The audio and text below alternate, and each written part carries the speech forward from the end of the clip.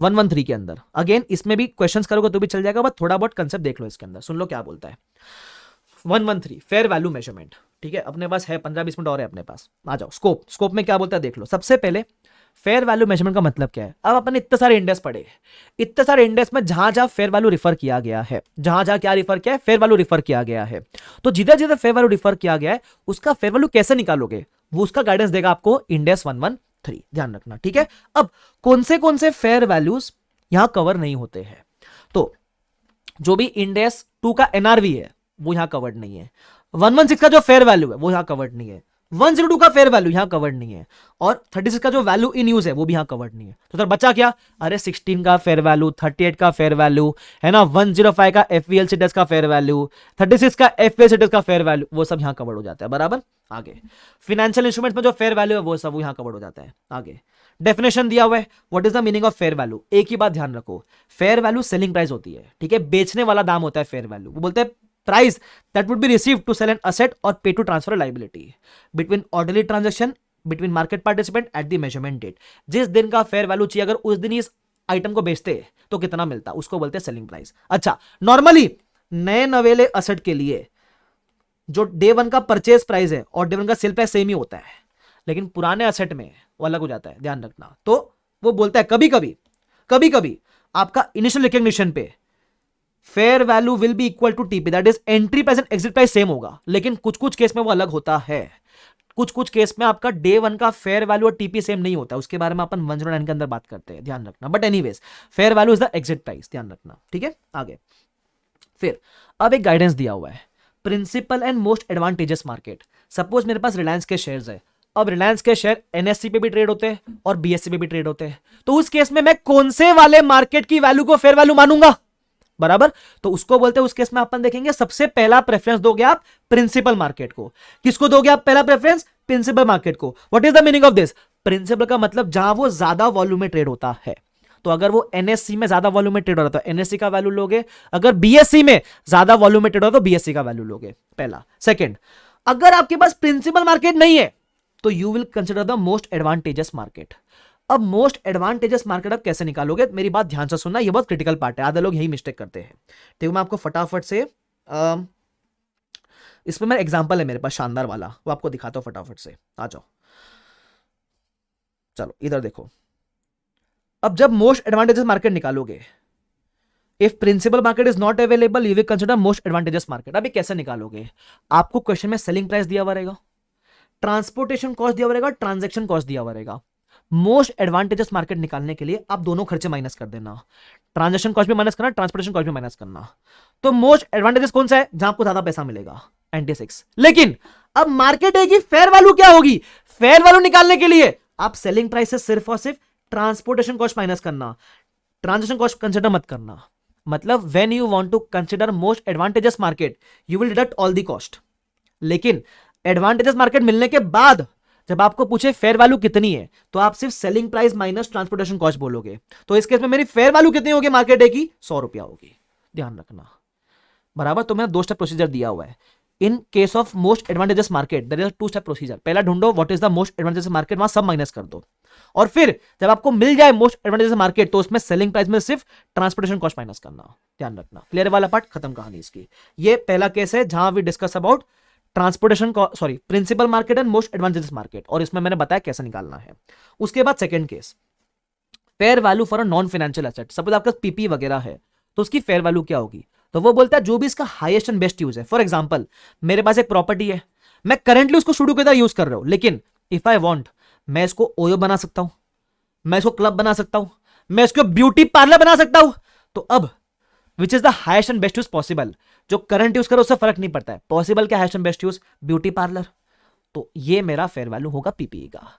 हाँ, highest and best use तब लेना when it is physically possible, legally permissible, financially feasible. मतलब basically इस प्रॉपर्टी को ब्यूटी पार्लर में कन्वर्ट करना फिजिकली पॉसिबल है, लीगली परमिसेबल है, फाइनेंशियली फिजिबल है, तो ही आप ये वैल्यू लोगे। सपोज गवर्नमेंट ने अलाउ नहीं किया ब्यूटी पार्लर बनाने को, बोला भाई साहब ब्यूटी पार्लर नहीं बनेगा, वो बोलते असली चेहरा दिखाया जाएगा हर इंसान का, no beauty parlour no makeup, तो उस केस में next highest and best use कौन सा था, क्लब। तो अपन क्लब वाली वैल्यू कंसिडर करेंगे, ध्यान रखना। क्लब खत्म हो गई इसकी कहानी। उसके बाद आपका आता है फेयर वैल्यू हायरार्की। अब ये फेयर वैल्यू हायरार्की जबरदस्त चीज है। इसका मतलब क्या, ध्यान से सुनना, फेयर वैल्यू हायरार्की का मतलब क्या है। इसके लिए भी अपन किताब में जाता फटाफट से क्या बोलता है देख लो इधर। वो बोलता है there are some fair value rules. अगर आपके पास कोई भी इक्विटी इंस्ट्रूमेंट्स है, डिबेंचर्स है, प्रेफरेंस शेयर्स है, तो अगर ये equity debenture preference share active market में ट्रेड होते हैं, मतलब वो लिस्टेड है, तब तो आप वो जो मार्केट पे ट्रेड हो रहा है जो प्राइस है वो कंसिडर कर लो। अगर इनका कोई भी एक्टिव मार्केट नहीं है तो उस केस में you will enter into fair value hierarchy. Now what is the meaning of fair value hierarchy. यहां 3 लेवल ऑफ इनपुट्स है, लेवल 1, लेवल 2, लेवल 3, बराबर। अगर आपके पास खुद का एक्टिव मार्केट का फेयर वैल्यू नहीं है तो आप आइडेंटिकल कंपनी का फेयर वैल्यू उठा लेना। आइडेंटिकल मतलब exactly a replica of your company. उसका अगर कोई कोटेड प्राइस है तो आप वो कंसिडर कर लेना। अगर आपने वो कंसिडर किया विदाउट एनी एडजस्टमेंट तो उसको बोलेंगे आपने लेवल 1 इनपुट का फेयर वैल्यू कंसिडर किया है। अच्छा, अगर आपके जैसी एग्जैक्टली आइडेंटिकल कंपनी नहीं है तो आप लोगे सिमिलर कंपनी का कोटेड प्राइस। कोटेड मतलब लिस्टेड कंपनी का प्राइस। तो सिमिलर कंपनी का प्राइस अगर आपने लिया तो हम बोलेंगे आपने लेवल 2 का इनपुट यूज किया है। अगर आपके पास ना ही कोई आइडेंटिकल कंपनी है ना ही कोई सिमिलर कंपनी है तो उस केस में you will use valuation techniques, जो है लेवल 3 का इनपुट। वैल्यूएशन टेक्निक में जो आप एसएफएम में सीखते हो ना, dividend discount model, Gordon growth model, discount cash flow model, तो वो सबसे जो आपको मिलती है फेयर वैल्यू उसको बोलते हैं लेवल 3 का इनपुट का फेयर वैल्यू। ध्यान रखना, अगर आपके खुद के ही शेयर्स, ये जो इक्विटी शेयर्स है, अगर ये खुद ही लिस्टेड होते तब तो हायरार्की में घुसना ही मत। खुद की फेयर वैल्यू नहीं है, खुद की एक्टिव मार्केट की वैल्यू नहीं है, तभी आप हायरार्की में घुसोगे। आइडेंटिकल कंपनी यूज किया लेवल 1, सिमिलर यूज किया लेवल 2 और टेक्निक यूज किया तो लेवल 3। ये बात ध्यान रखना। अब इसमें थोड़ा और डिटेलिंग है, डेप्थ में चले जाएगा थोड़ा सा और। ये सुनना मेरी बात, आइडेंटिकल कंपनी का लेवल 1 पता है कब होगा, अगर आइडेंटिकल कंपनी का आपने फेयर वैल्यू यूज किया है विदाउट एनी एडजस्टमेंट तो बोलेंगे लेवल 1 का इनपुट। अगर इसमें आपने छोटे मोटे एडजस्टमेंट किए, भले इनसिग्निफिकेंट एडजस्टमेंट किए, छोटे मोटे एडजस्टमेंट करके कंसीडर किया वैल्यू, तो हम कहेंगे it will be level 2 input.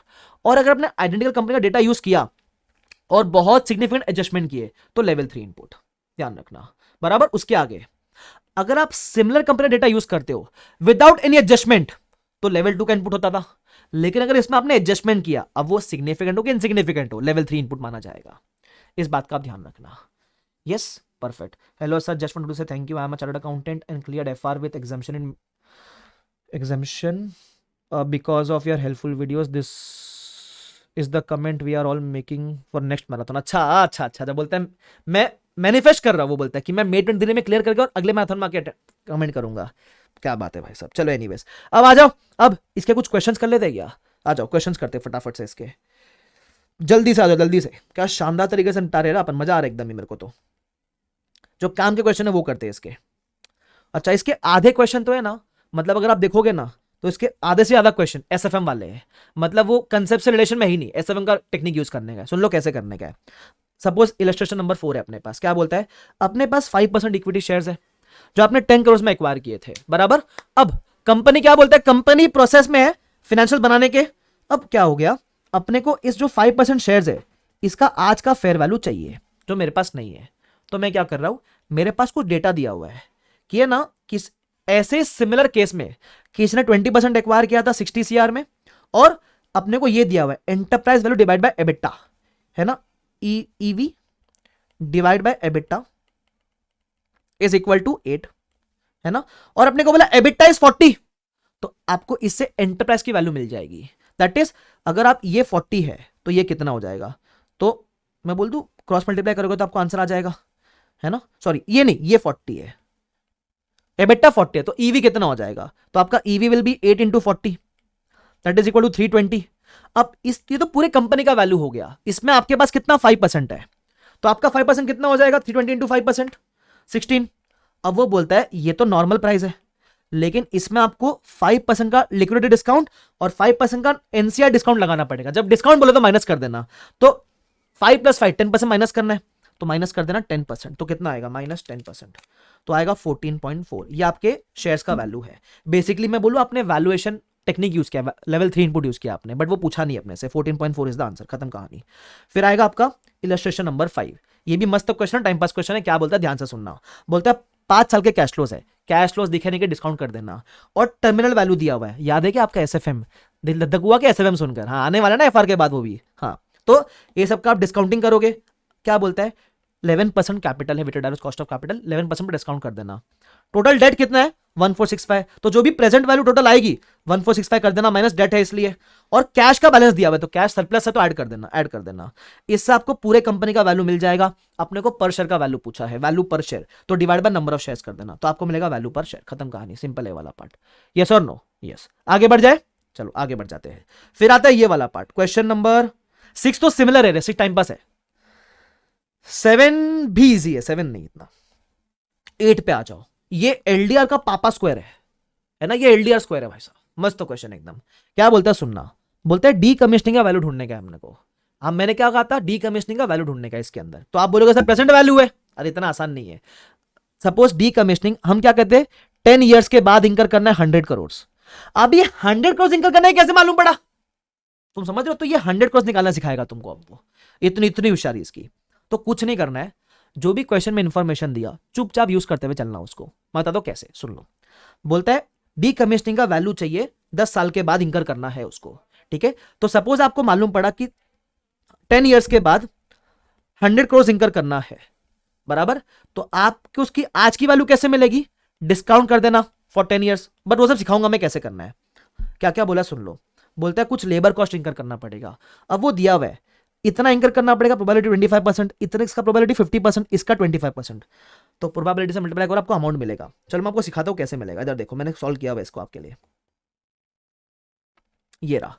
तो लेबर कॉस्ट वगैरह आपको मिला, ठीक है। उसके बाद और क्या बोला हुआ है, फिर बोलता है overhead cost is 80% of labour cost, तो बोलो ऐड ओवरहेड कॉस्ट। क्या है, कितना है वो 80% लेबर का 80% ऐड करो। फिर क्या बोलता है, फिर बोलता है there is a profit markup 20%, तो ऐड कर, प्रॉफिट मार्कअप ऐड कर। तो मैंने बोला जितना भी टोटल कॉस्ट है उस पे प्रॉफिट मार्कअप लगा दे, लगा दिया। फिर आगे क्या बोलता है, आगे बोलता है ये सब एक्सक्लूडिंग इन्फ्लेशन है, अपने को इन्फ्लेशन भी लेना पड़ेगा, बराबर। तो इन्फ्लेशन कितना है अपने लिए, तो बोलता है मेरे ख्याल से estimate that premium 5% real cash flows monetary value में। तो अब कैसे करेंगे, ध्यान से मेरी बात सुनना। ये जो 5% का प्रीमियम है ये अपन लगा देंगे, तो टोटल जो भी वैल्यू आई उस पर 5% प्रीमियम ऐड कर दिया। वेरी गुड, ठीक है। प्रीमियम बोला तो प्रीमियम मतलब ऐड करना होता है, तो प्रीमियम ऐड किया। फिर बोलता है अच्छा इन्फ्लेशन नीचे दिया हुआ है 4% over the period of 10 years. अब इन्फ्लेशन आप कैसे करते हो, आपको करना पड़ेगा 1.04:10। ये जो भी फैक्टर आपको आएगा वो इतना आता है 1.4802, कैलसी पे करोगे तो आएगा, है ना। ये आपके 10 साल का इन्फ्लेशन का एनुइटी फैक्टर है, ठीक है। बस जितना भी वैल्यू है उसको इस 1.4802 से मल्टीप्लाई कर देना, आपको मिलेगा डी कमीशनिंग का वैल्यू। बट जो डी कमीशनिंग का वैल्यू मिला वो 10 साल के बाद का वैल्यू मिला है आपको, बराबर। जैसे मैंने क्या बताया, डी कमीशनिंग का फेयर वैल्यू 10th ईयर के एंड पे इतना है, मेरे को आज का चाहिए, तो मैं इस वैल्यू को अगर 10 साल से डिस्काउंट कर दूंगा तो मुझे आज का वैल्यू मिल जाएगा ना। तो उसके लिए मुझे डिस्काउंटिंग फैक्टर चाहिए, उसका इंफॉर्मेशन दिया हुआ इधर, है ना। कि आपका वो आर एफ और आर एम दिया हुआ है, मेरे ख्याल से आप सीखते हो ना CAPM model, capital asset pricing model, उससे दिया हुआ है आपको, है ना। तो 5 + 3.5 दैट इज 8.5 का, तो 8.5 का डिस्काउंटिंग फैक्टर है। बस ये 10 साल के बाद की वैल्यू थी। 10 साल के बाद की वैल्यू कैसे मालूम पड़ा सर, अरे आपने 10 साल का इन्फ्लेशन ऐड किया ना इसके अंदर, 10 साल के बाद की वैल्यू मिली, डिस्काउंट करो, इससे मिलेगा आज का present value of D commissioning, that's it. हाँ क्लियर, आगे बढ़ जाते हैं। ये क्वेश्चन हो गया। उसके बाद एक और शानदार क्वेश्चन, इलस्ट्रेशन नंबर 1। क्या बोलता है, ध्यान से सुनना। सबसे पहले बोलता है हमारे पास 2 मार्केट है, मुंबई मार्केट, कोलकाता मार्केट, ठीक है। अब वो बोलता है मुंबई मार्केट में आपको बेचोगे तो कितना मिलेगा, 290 मिलेगा, कोलकाता में 280 मिलेगा। अब पहले बोलता है मुंबई प्रिंसिपल मार्केट है तो फेयर वैल्यू क्या रहेगा। बोलता है fair value if Mumbai is the principal market. जब प्रिंसिपल मार्केट है तो डायरेक्टली प्रिंसिपल मार्केट की फेयर वैल्यू लेने का। फेयर वैल्यू के लिए फेयर वैल्यू और ट्रांसपोर्टेशन कॉस्ट ही माइनस करना, तो आपका जवाब कितना रहेगा, 290 - 40, दैट इज सॉरी 40 नहीं, ट्रांसपोर्टेशन कॉस्ट 30, तो 260 रहेगा। Very good answer Pinky. आगे बढ़े, यस। फिर बोलता है second case, what should be the fair value if none is the principal market. तो आपको निकालना पड़ेगा मोस्ट एडवांटेजेस मार्केट। अब आप वो कैसे निकालोगे, सारे खर्चे माइनस करो, 290 - 40 - 30 तो आएगा 220, और कोलकाता का सब माइनस करो, 280 - 20 - 30 आएगा 230। कौन सा एडवांटेजेस है, 230 वाला। लेकिन फेयर वैल्यू कितनी है, फेयर वैल्यू के लिए सिर्फ 280 और ट्रांसपोर्टेशन कॉस्ट 30 कंसिडर करोगे, that is 250 is the fair value. Simple, खत्म। फिर है ना कुछ एक्सपोर्ट का बात किया हुआ है केस नंबर बी में, है ना। केस नंबर बी में क्या बोलता है, बोलता है हम एक्सपोर्ट भी कर सकते हैं, लेकिन आप एक्सपोर्ट से 15% कर पाओगे, और एक्सपोर्ट महंगे में करोगे 280 में, तो मैं बोलूँ सबसे ज्यादा प्राइस तो यही मिलने वाला है, लेकिन आप सिर्फ 15% एक्सपोर्ट कर पाओगे। तो बोलता है क्या एक्सपोर्ट की वैल्यू को आप फेयर वैल्यू मान सकते हो क्या? मैं बोलूँ answer is no. Why? Export की जो मार्केट है वो आपकी प्रिंसिपल मार्केट नहीं हो सकती। क्यों? प्रिंसिपल मार्केट वो होती है जिधर आप मैक्सिमम वॉल्यूम में ट्रेडिंग करते हो। मैं बोलूं आपका मैक्सिमम वॉल्यूम तो डोमेस्टिक मार्केट में 85% हो रहा है, तो domestic market is your principal market. जो एक्सपोर्ट की वैल्यू वो नहीं लोगे बिकॉज ये हिंट है कि ये प्रिंसिपल मार्केट नहीं है। अब डोमेस्टिक में भी दो है ना सर, उसका डिस्कशन उन्होंने नहीं किया डोमेस्टिक में कौन सी वाली लेंगे। इन्होंने बोला डोमेस्टिक की लेंगे बस, एक्सपोर्ट की नहीं ले सकते। क्लियर है वाला पार्ट?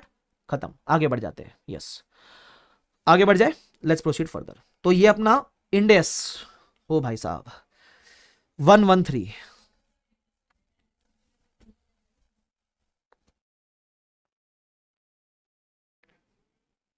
मेरी खामोशी को मेरी कमजोरी मत समझना, सीए स्टूडेंट हूं मैं। अरे वाह सर वाह, अरे हो गया। तो ये अपना 113 भी हो गया।